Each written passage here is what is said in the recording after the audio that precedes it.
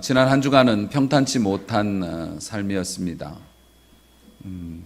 특히 국가적인 재난인 상황이 발생해서 여러 가지로 걱정도 많이 하고 그랬습니다.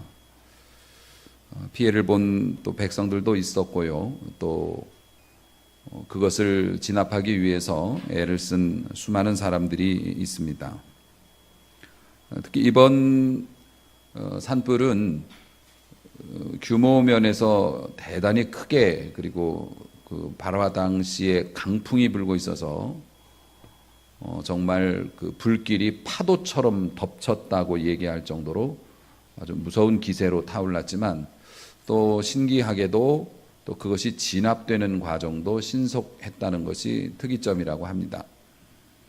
그런 것에는 개정된 법에 의해서 전국에 있는 소방 자원들을 끌어모을 수 있는 이제 그런 체제가 생겼기 때문이라고들 얘기하는데요. 그래서 사람들이 고속도로를 통해서 수없이 많은 소방차들이 불을 켜고 그 강릉과 속초를 향해서 달려오는 그 모습이 굉장히 장관이었고 또 감동적이었다라고 이야기들을 전하고 있습니다. 한 나라에서 살고 있는 같은 백성들, 어느 누가 어려움을 겪을 때 그들을 돕기 위해서 달려가는 손길만큼 자랑스럽고 아름다운 것이 있을까요? 우리도 그런 모습으로 살기를 원하고, 또 우리가 어렵고 힘들 때 하나님께서 우리 주변에 사랑하는 형제들과 하늘의 천군 천사들을 그렇게 동원하여 우리를 도우실 것이라는 믿음을 가지고 오늘도 말씀 앞에 여러분이 설 수 있기를 소망합니다. 세상에 불행한 일들이 너무나 많습니다. 지난달에 그 에티오피아 항공 소속의 여객기 한 대가 추락을 했습니다. 그래서 탑승자 157명 전원이 사망하는 참사가 일어났고요. 지난해 10월에도 인도네시아의 라이언에어라고 하는 그 항공사 소속의 여객기가 또 추락을 해서 탑승자 189명 전원이 사망하는 대형 참사가 일어났습니다. 여러분이 짐작하시겠지만 그 두 사건이 같은 기종의 여객기였고요. 보잉에서 만든 여객기인데 그 여객기는 최신형이어서 특히 연비가 좋아서 사람들이 그 항공사에서 많이 선호했고 많이 팔린 여객기라고 하고요. 그리고 최신 소프트웨어나 이런 장치들이 있어서 안전에 있어서 정평이 나 있는 여객기였는데, 지난 금요일인가요? 보잉사에서 스스로의 잘못을 인정했고 무엇이 문제인지를 밝혔는데 그것이 센서의 이상이었다, 이렇게 밝혔습니다. 비행기의 각도를 인지하고 비행기가 지나치게 하늘로 솟구쳐서 속도를 잃어버리고 땅에 떨어지는 것을 방지하기 위해서 강제로 기술을 낮추는 그러한 조종 장치가 있는데요. 그것을 감지하는 센서가 잘못 작동이 되어서 멀쩡히 날아가고 있는 비행기가 하늘로 올라가고 있다고 인식하고 강제로 비행기를 땅으로 꽂은 거죠. 그러한 일들이 있었다라고 발표를 해서 많은 사람들이 힘들어하고 있고 걱정하고 있고 그렇습니다. 이 센서라는 것이 감각기관이지 않습니까? 우리 몸에도 수많은 센서가 있죠. 그래서 뜨거운 것을 만지면 얼른 손을 떼는 이유가 감지를 하고 상처를 예방하기 때문에, 그런 기관이 있기 때문에 우리가 살아가고 있는 거고요. 위험한 곳이 있으면 막 주저앉게 되고 안 가려고 하는 게 다 그런 원리입니다. 우리의 몸을 보호하기 위한 그런 감각기관들이 활성화되어 있기 때문에 그렇게 되는 거죠. 사실 그러한 센서가 고장이 나면 나는 아무거나 만져도 아프지도 않아, 불에 뒤어도 끄떡없어, 그 당시에는 끄떡없을지 모르지만 그 사람은 오래 살 수는 없을 겁니다. 유지가 안 되겠죠. 그래서 이 감각이라고 하는 건 굉장히 중요합니다. 사람에게 있어서. 우리 영혼에도 감각이 있어요. 영혼의 감각이 있는데 안 믿는 사람들 그 육감이라고 그래요. 아내들이 남편을 의심할 때 쓰는 육감. 그리고 믿는 사람들은 영감이라고 그래요. 영적인 감각 혹은 영적인 감동, 그렇게 얘기해요. 그런데 이 영감이라고 하는 이 단어를 원문에 가깝게 해석을 해보면 하나님의 숨결을 느끼는 상태라고 얘기해요. 영감이 있는 사람, 하나님의 숨결을 느끼는 거예요. 주중에 제가 그런 이야기를 들었습니다. 듣고 재미있어 했는데요. 엘리베이터 타실 때 둘이 타게 되는 경우가 있잖아요. 모르는 사람하고. 근데 남자분이시고 그 배달하시는 분이신지 헬멧을 쓰신 이제 남자분이 앞에 서 계시고 뒤에 젊은 이제 아가씨가 자매가 이렇게 타게 됐는데 아가씨가 이렇게 와가지고서 아저씨랑 같이 탄 거예요. 근데 여자분들은 타시면은 보통 뒤에 가서 붙죠. 모르는 사람하고 타면 등을 보이기 싫으니까 보통 뒤에 가서 이렇게 서고 아저씨는 이제 앞에 헬멧 쓰고 서 계시는데 아저씨는 7층, 이 아가씨는 17층. 그래서 아저씨 7층 누르는 거 보고 17층을 눌렀어요. 그런데 아저씨가 17층을 끄더라는 거죠. 눌러서. 그러면 놀래요, 안 놀래요? 놀래죠. 그래서 다시 눌렀죠. 17층을. 그런데 아저씨가 쓱 손을 올려서 다시 끄는 거예요. 온몸에 힘이 들어가고 긴장이 되죠. 아저씨가 얼마나 놀래겠어요. 그래서 다시 뒤에서 17층을 눌렀는데 아저씨가 또 끈 겁니다. 너무 긴장을 하는데 아저씨가 천천히 뒤를 돌아보는 거예요. 쓱 뒤를 돌아보고 큰일 났다 싶은데 아저씨가 너무 놀라면서 언제 타셨냐고. 아저씨는 이 사람이 뒤에 따라 탄 걸 못 봤어. 아저씨는 너무 무서운 거죠. 아니 왜 17층 불이 들어오나? 껐는데 또 들어오네. 껐는데 또 들어온다. 그리고 뒤를 돌아보니까 여자가 서 있는 거예요. 그 아저씨가 뒷걸음으로 내렸다는, 너무 놀래가지고 서로 오해를 했지만 그 사람이라는 것이 이렇게 감각이 있지 않습니까? 주변에 이렇게 지나가는 공기의 흔들림만으로도 느낄 수 있는 감각도 있고, 그런데 헬멧 쓰고 있으면 그런 걸 모르잖아요. 모르기 때문에 이분은 이제 감이 좀 떨어졌던 거죠. 그래서 사람의 존재를 모르고 그런 해프닝이 생겼습니다만은 영감이라고 하는 것이 하나님의 숨결을 느끼는 것이라고 말했던 것이 이해가 될 거라고 생각해요. 이 지금 예화가 하나님께서 미세하게 말씀하시고 호흡하시는 것도 우리가 감지를 하고 거기에 맞게 행동하면 영감이 있는 사람, 하나님의 영감을 받아서 이제 이렇게 말할 수가 있는데, 사실 이런 감각이 문제가 되면 어떻게 될까요? 비행기처럼 추락하는 거죠. 문제가 생길 수밖에 없는 겁니다. 자, 여러분, 요한복음 3장 16절을 암송해 보실 수 있는 분이 계신가요? 요한복음 3장 16절. 시험 들지 마시고 제가 말해 드릴게요. 하나님이 세상을 이처럼 사랑하사. 그럼 다 따라 하잖아. 요한복음 3장 16절이라고 그러면 잘 몰라도 너무나 유명하죠. 하나님이 세상을 이처럼 사랑하사 독생자를 주셨으니 누구든지 저를 믿는 자마다 멸망하지 않고 영생을 얻게 하려 하심이라. 아멘. 아멘. 요게 복음의 진수, 복음의 정수라고 해요. 복음을 꽉 차서 떨어뜨리면 한 방울 나올 수 있는 게 요거라는 거예요. 하나님이 세상을 이처럼 사랑하셨어요. 얼마큼 사랑하셨냐면 독생자를 주셨어요. 그런데 왜 그 독생자를 주셨는가 하면 그를 믿고 멸망치 않게 하려고. 할렐루야. 그 독생자의 뒤를 따라가고 있어요. 우리가 이 고난 주간 종려 아니다. 이 사순절에 주님의 뒤를 따라가고 있어요. 그러면서 오늘 우리는 그 주님의 뜻을 헤아리길 원해요. 지금 사순절 내내 여러분 무슨 설교 들었는지 아세요? 여러분 야단 맞으셨어요.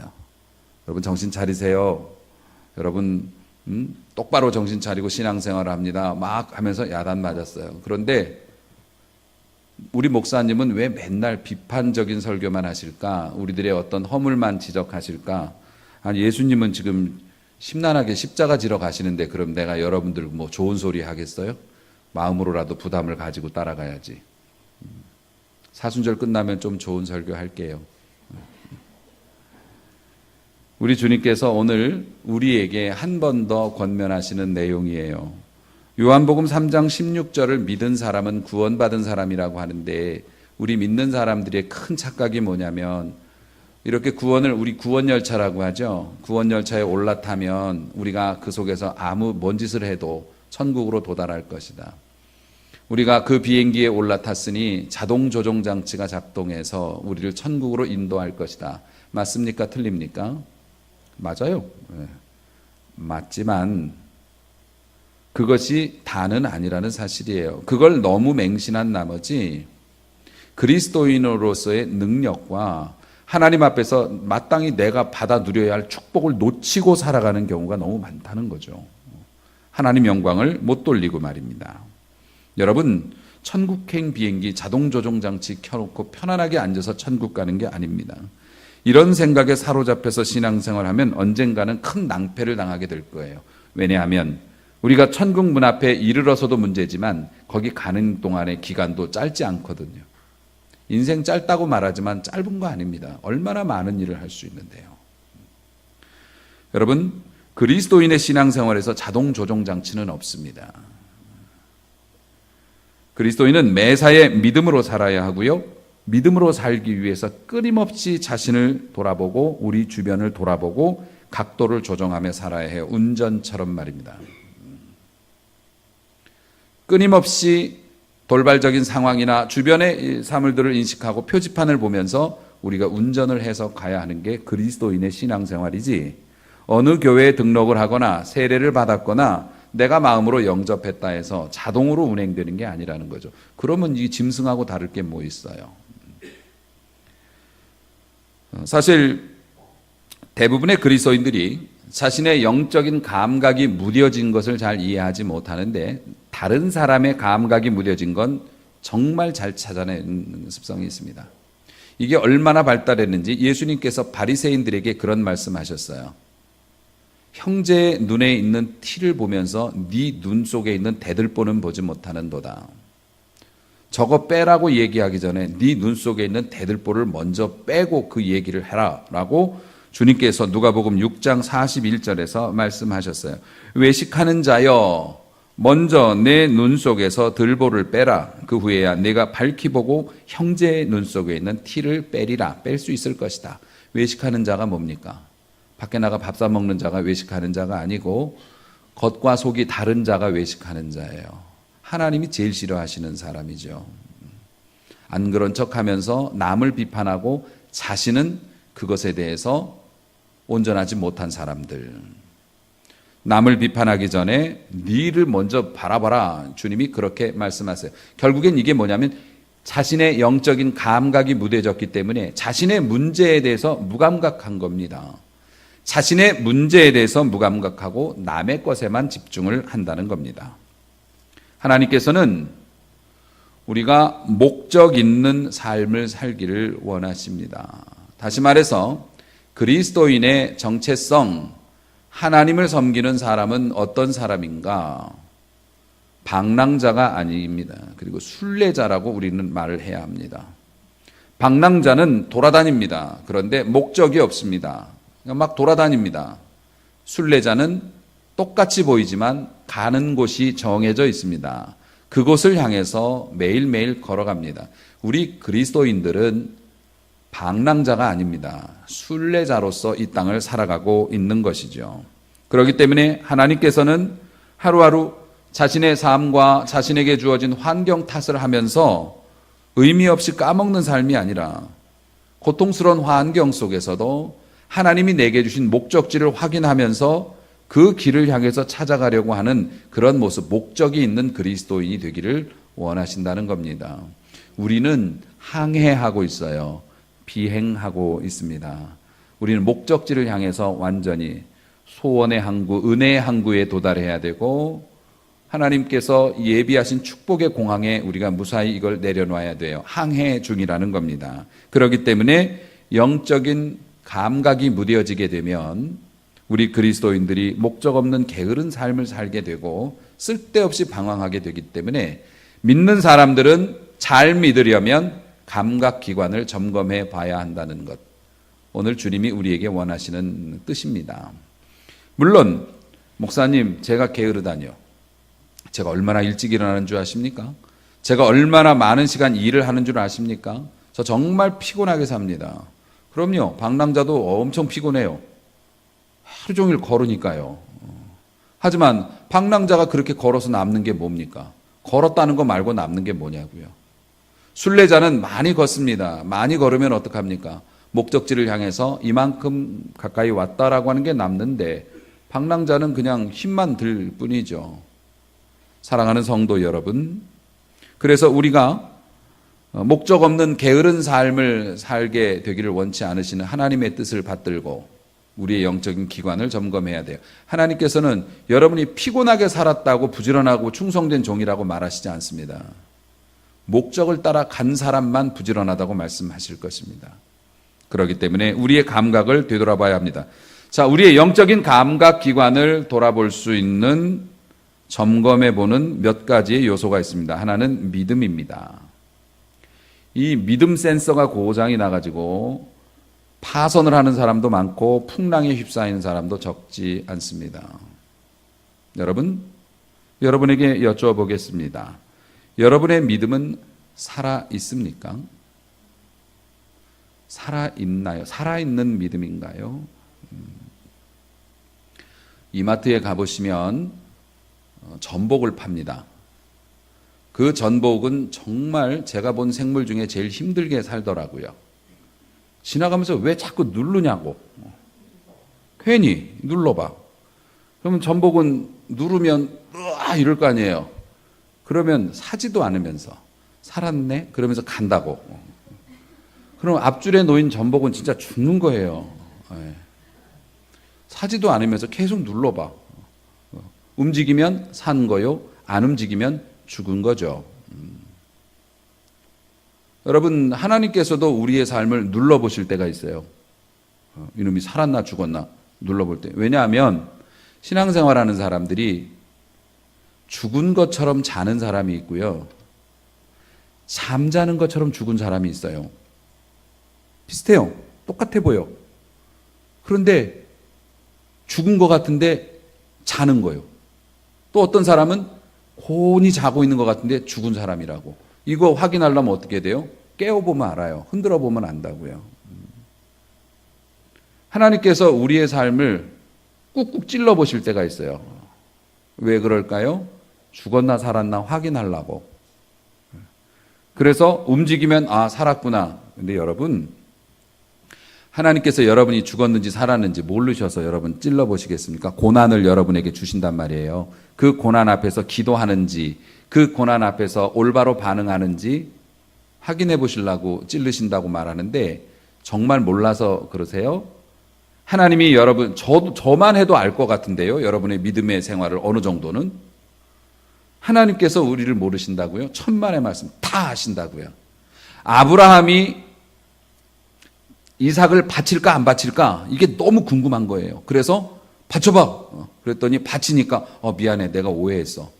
나 혹시나 안 바칠까 해갖고 한번 해봤지. 하나님이 그러시는 분입니까? 천만의 말씀. 하나님은 아브라함이 이삭을 바칠 것을 이미 알고 계셨어요.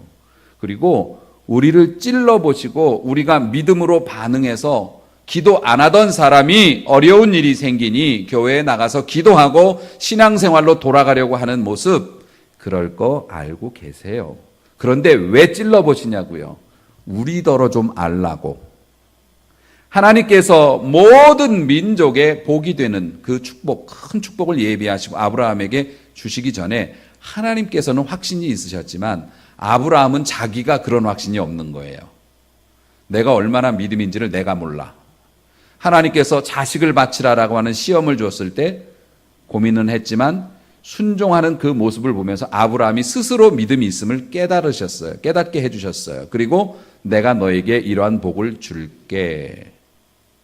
하나님께서 우리에게 고난을 주실 때는 우리의 믿음이 살았나 죽었나를 확인하시려고 고난을 주시는 거지만, 꾹 누르면은 전복이 나 여기 살았어요 하는 것처럼 여러분이 믿음이 살았는지 죽었는지 몰라서 고난을 주시는 게 아니라 너희 스스로 알라라고 하시면서 고난을 주신다고요. 여러분의 믿음은 살아있나요? 여러분의 믿음은 살아있나요? 여러분의 믿음은 쓸 수 있는 상태인가요? 사용 가능한 믿음인가요? 여러분 집에 냉장고 안에 많은 재료들이 있습니다. 또 깜빡해갖고 잊어버리는 경우도 있죠. 유통기간이 지난 것도 있어요. 그래서 그거 믿고 요리 시작했는데 꺼내보니까 곰팡이가 나 좀 보세요 하고 이렇게 피어있는 경우도 있어요. 그러면 그거 못 씁니다. 그거를 못 쓰게 되죠. 여러분이 믿음이 있는 줄 알았는데 막상 그 믿음을 사용해서 하나님 앞에서 축복받고 승리해야 되는 믿음을 사용해야 될 때 여러분의 믿음 꺼내보니까 곰팡이 나 있으면 어떡할 거예요? 여러분 믿음은 사용 가능한 믿음인가요? 베드로가 이거에 딱 걸렸잖아요. 베드로는 자기 믿음이 좋은 거라고 생각했어요. 담대한 사람이라고 생각했어요. 그래서 제자들 얘네들 다 도망가도 나는 안 도망갈 거라고, 나는 주를 지킬 거라고, 나 욕먹어도 주님 따라갈 거라고, 천만의 말씀. 그 믿음이 필요할 때 막상 딱 꺼내서 보니까 쓸 수 없는 믿음이어서 주를 부인하고 말았죠. 여러분의 믿음은 살아있나요? 반응하는 믿음입니까? 고난이 와도 환난이 와도 아유 뭐 살다 보면 그런 일도 있을 수 있지. 하나님께서는 기도하라고 꾹꾹 찌르시는데 아이고 뭐 아직은 좀 견딜만 하고 어디 가서 빌리면 되고 혹시 그러면서 반응하지 않고 있는 건 아닌가요? 여러분의 믿음은 사용 가능한 믿음이신가요? 여러분 독버섯을 보십시오. 독버섯은 버섯처럼 생겼습니다. 그리고 다른 버섯보다 이뻐요. 그런데 문제는 먹을 수 없어요. 먹으면 죽어요. 어쩌면 우리의 믿음이 남보다 더 예쁘고 화려하게 보이고 교회에서 하는 많은 일들이 우리를 그렇게 아름답게 만들고 저 사람은 진짜 신앙생활 잘하나 봐. 현장에 가서 우리 주님이 쓰시려고 할 때 쓸 거 하나도 없는 혹시 그런 믿음 아닌가? 한번 우리가 돌아보라는 겁니다. 여러분, 믿음은 기본적으로 하나님이 주시는 선물입니다. 믿음의 출처는 하나님께서 주시는 거예요. 원산지가 하늘나라예요, 믿음이. 그래서 우리에게 씨앗으로 주세요. 그러면 그 씨앗을 잘 보호하고 기경하고 물 주고 관리하는 것은 우리의 책임입니다. 안타깝게도 하루에 성경 한 구절씩 읽으면 마귀를 물리칠 수 있다고 생각하시는 분들이 너무 많습니다. 이건 미신적인 생각이기 때문에 극복되어져야 합니다. 여러분은 어떻게 믿음을 강화합니까? 기도원에 가서 후끈하게 은혜 받으면 믿음이 강해지나요? 그건 감정의 문제일 수도 있습니다. 여러분은 어떻게 믿음을 단련하시고 이걸 결실하게 성장시키나요? 여러분, 성경을 읽고 다른 방법이 없어요. 성경을 읽고 지속적으로 기도하고 하나님이 주시는 감동을 따라서 행동으로 옮길 때 그의 믿음은 강화될 것입니다. 여러분, 무릎을 꿇고 성경을 펴놓고 하나님을 온전히 자신의 삶에 받아들이는 사람들의 영혼에서 믿음의 능력이 샘솟는 거예요. 남의 것을 흉내내는 것으로 믿음이 있다고 착각하면 안 되고 그걸 착각하게 만드는 목회자들은 하나님 앞에 심판을 받을 거예요. 제사장 스게와의 아들이 있었습니다. 이 사람들이 사도 바울이 하도 예수의 이름으로 귀신들을 내어 쫓고 이런 능력을 행하니까 너무 부러웠어요. 마술사 시몬은 돈 주고 그걸 살려다가 혼도 났죠. 그래서 이 제사장의 아들들이 자기들 나름대로 뭐 좀 해보겠다고 귀신 들린 사람 하나를 데려다 놓고 예수의 이름을 사용해서 그 귀신 들린 자를 고치려고 했어요. 그런데 뭐라고 얘기했냐면 바울이 전하는 예수의 이름으로 내가 명하노니 귀신아 물러가라 그랬어요. 바울이 전하는 예수의 이름이라고 얘기를 했어요. 그러니까 귀신이 듣다가 진짜 얼척없네 얘네들 그러면서 귀신이 대답을 해요. 바울은 내가 알고 있고 예수도 내가 알고 있는데 너희는 뭐냐? 그러면서 달려들어서 두드려 팼어요. 이 사람들이 얼마나 급했던지 옷을 다 벗고 빨가벗고 도망을 갔다고 기록되어져 있어요. 바울이 귀신을 예수의 이름으로 물리치는 것, 그것을 흉내내는 믿음은 말은 할 수 있지만 능력은 없다고요. 여러분, 예수님과 여러분의 관계는 안녕하십니까?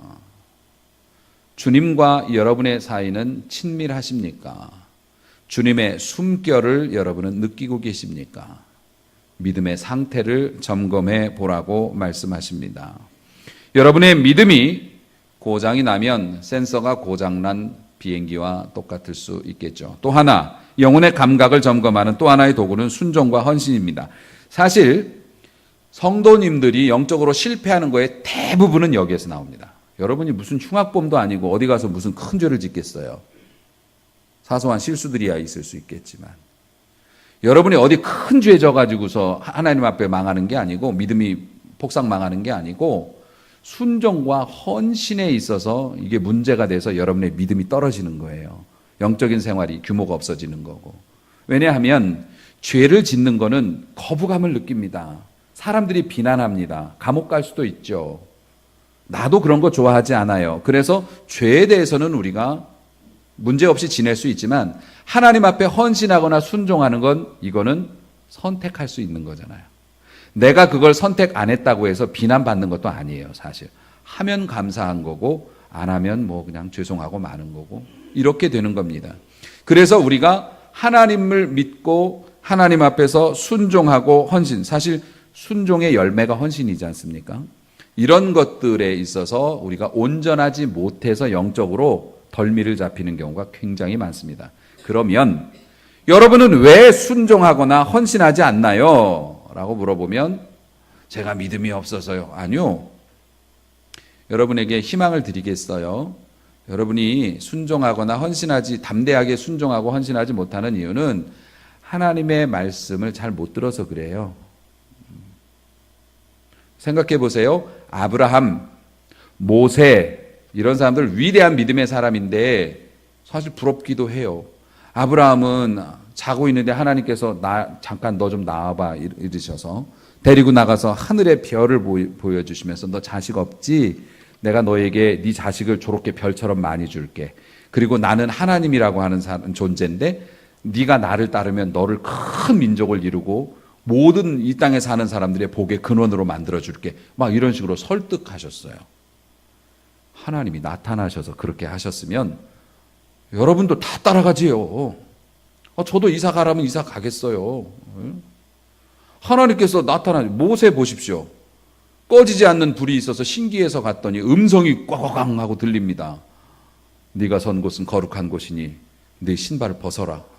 그로부터 시작해서 나는 여호와 하나님이라 그러면서 막 보여주시고, 안 되면은 막 기적도 지팡이를 던지면 뱀이 되고 잡으면 지팡이가 되고, 이 정도로 해주면 안 믿는 사람이 어딨냐고. 저는 믿을 것 같아요. 그런데 이게 하나님의 음성인지 아니면은 전도사님이 그냥 시켜보는 건지 이게 긴가민가 한 거요. 하나님의 음성을 확실하게 못 들으니까 여러분이 순종과 헌신이 안 되는 거예요. 목사님 그러면 너무 마음이 편해졌어요. 제 잘못은 아닌 걸로. 목사님이 좀 분명하게 은혜를 끼쳐주시면 제가 알아서 할 텐데 제가 못 들어서 그런 거군요. 사실 솔직히 그렇습니다. 여러분이 하나님의 말씀과 뜻에 대한 확신이 없으니까 순종이 잘 안 되는데, 근데 문제는 뭐냐면요, 아무리 강렬한 빛을 비춰줘도 선글라스 쓰신 분들은 눈을 지킬 수 있죠. 우리는 하나님의 은혜에 눈 멀어야 되는데 선글라스를 끼고 있다는 거죠. 아니면 하나님께서 아무리 아름다운 자연과 만물을 지어놓으셨어도 유리창에 더러운 것이 묻었는데 그걸 닦지 않는다면 안 보이겠죠. 결국 하나님은 온 힘을 다해서 우리에게 말씀하시는데 우리의 귀 청소가 안 되거나 눈을 잘 관리가 안 돼서 못 보고 못 듣는 것일 수도 있어요. 어쨌든 중요한 건 우리가 순종과 헌신에 있어서 당당하지 못하다면 하나님과의 관계에 문제가 생겨요. 영적인 감각이 떨어져요. 충성하는 만큼 하나님의 음성은 잘 들립니다. 그거는 저도 경험해 봐서 알고요. 여러분 점검해 보세요. 여러분 순종과 헌신이 내 삶에 있어서 확실한지. 또 하나, 우리의 영적인 감각을 확인하는 또 하나의 요소는 순수함이에요. 여러분은 순수한 마음으로 하나님을 섬기고 있나요? 아니면 이러이러한 것이 채워지지 않는다면 나는 하나님을 따르지 않겠다는 전제가 혹시 여러분 속에 있는 것은 아닌지요? 주님은 하나님의 뜻 앞에서 순수하셨습니다. 조건을 달지 않으셨습니다. 여러분은 하나님을 믿는 일과 교회를 정하는 일, 교회에서 봉사하는 일들을 결정하는 일에 있어서 순수하신가요? 인정받지 않으면 내가 그만둘 거야 라고 혹시 생각을 한다면 영적인 감각이 무뎌져서 하나님의 숨결을 느낄 수 없을 거예요. 십자가에 달려 계실 때 예수님이 하신 말씀을 딱 생각해 보십시오. 가상칠언이라고 합니다. 7마디의 말씀을 하셨어요.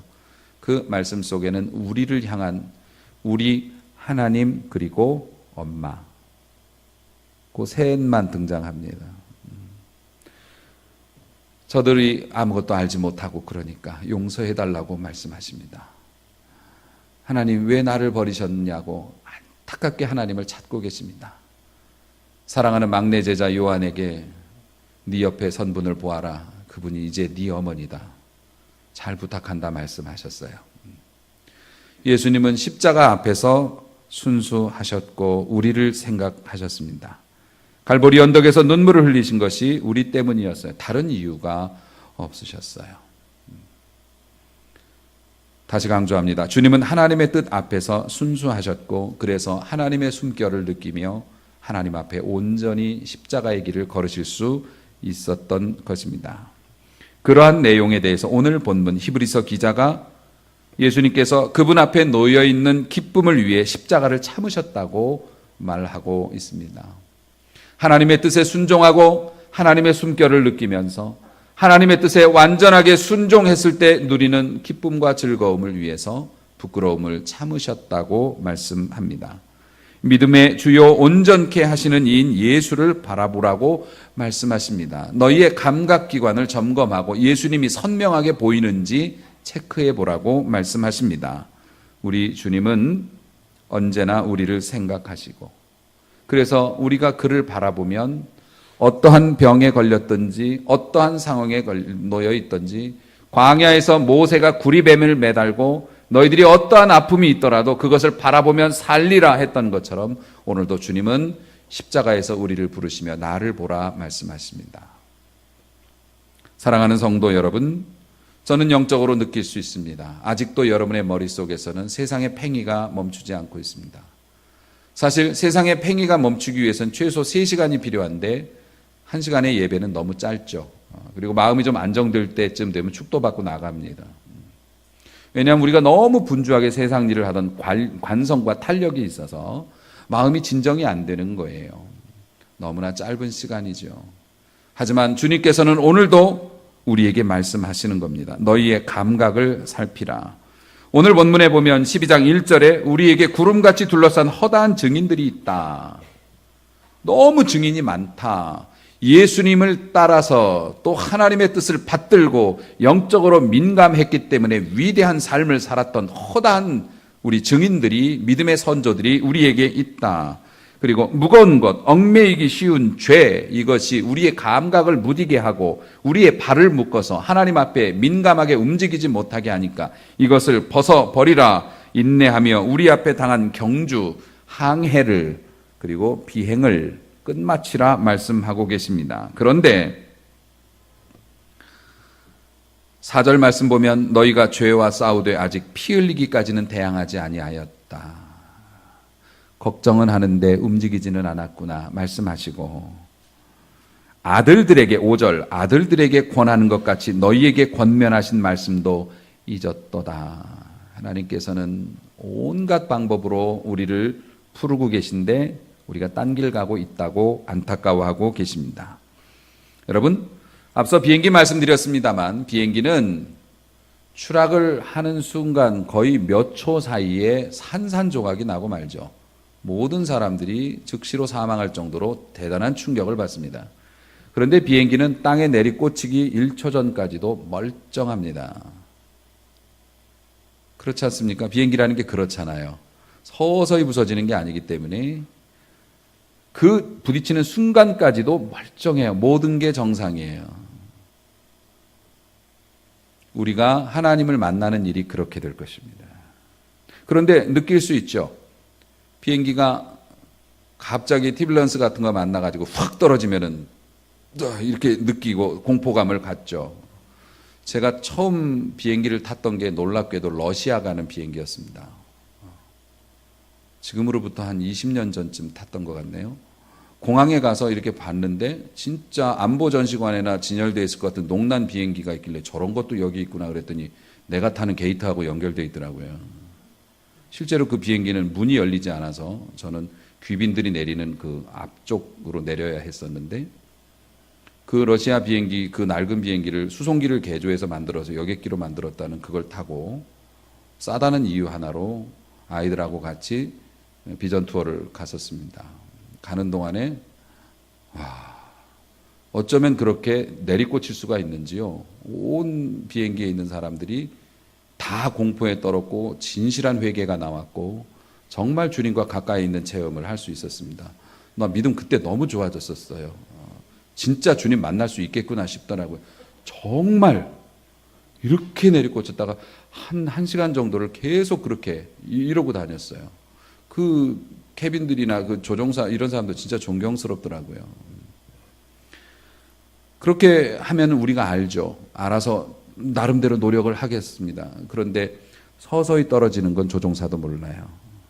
계기가 고장 나갔고 비행기가 서서히 내려가는데 안개가 걷히고 산이 드러나면 그제서야 잡아당기지만 너무 늦죠. 천국이 그와 같습니다. 사랑하는 성도 여러분, 여러분은 지금 안전한 비행을 하고 계십니까? 아니면 서서히 땅을 향해 내려가고 있는 것인가요? 여러분, 믿음의 고도가 낮으면 삶이 복잡합니다. 비행기가 낮은 고도로 날 때 보면요, 비도 맞아요. 바람 불면 막 흔들려요. 비행기가 아예 높은 고도로 올라가서 구름 위로 올라가면 항상 햇볕이에요. 거기는 공기도 안정이 되어 있다고 해요. 비행기가 땅에 있을 때는 덜덜덜덜 거리면서 부자연스럽지만 날아오르면 땅에 있는 모든 속박에서 벗어나듯이 여러분이 믿음의 고도가 낮아서 삶이 여러분을 막 흔들어 잡아대고 있지 않나요? 막 비를 맞고 있지는 않나요? 여러분, 믿음의 고도를 높여서 하나님 앞에 올라가야 하는데 여러분의 지금 믿음의 비행은 어느 쪽으로 가고 있는 것인가요? 사랑하는 성도 여러분, 어떤 비행기도 영원히 날 수는 없어요. 언젠가는 내려와야 되겠죠. 착륙이냐 추락이냐 그것이 문제일 겁니다. 사랑하는 성도 여러분, 우리 주님께서는 오늘도 우리를 얽어매고 있는 것이 무엇인지 살피라 말씀하십니다. 그리고 우리의 영적인 감각을 확인하기 위해서 우리는 어떤 믿음을 가지고 있는지, 우리의 믿음은 쓸 수 있는 건지, 우리는 순종과 헌신에 있어서 자유롭다고 말할 수 있을 건지, 그리고 우리는 순수한 마음으로 주님을 따르고 있는 것인지 돌아보라고 말씀하십니다. 세 가지 다가 아니어도 한 가지만이라도 생각을 하고 그것이 아니라고 한다면 기도하셔요. 소원하세요. 나의 이러한 부분이 발견되었으니 고쳐달라고 말씀하세요. 비행기는 내가 고치는 게 아닙니다. 기술자가 고치는 거죠. 나의 삶도 내 결심과 의지가 아니에요. 신고하는 겁니다. 고백하고 회개하고 자백하면 하나님께서 불자동차를 전국에서 보내주시듯이 천군과 천사를 여러분의 삶에 보내주셔서 여러분의 삶을 치료해 주시는 줄로 믿으시기 바랍니다. 중요한 건 우리가 깨닫고 느끼고 주님 앞에 고하는 것이겠지요. 내 힘으로 할 수 없는 일이기 때문에 그렇습니다. 우리의 인생이, 우리의 심판의 날이 그렇게 다가오고 또 그때 갈 때까지도 안전한 비행을 해야 되지 않겠습니까? 내리꽂히고 올라가는 것을 반복하는 인생 말고요. 우리의 행복을 위해서라도 우리의 영적인 감각을 다시 확인하고 하나님의 도우심을 힘입어서 행복한 삶을 누릴 뿐만 아니라 아름답게 목적지에 도달하는 건강한 그리스도인으로 살아가시는 귀한 성도들 되시기를 주님의 이름으로 축원합니다.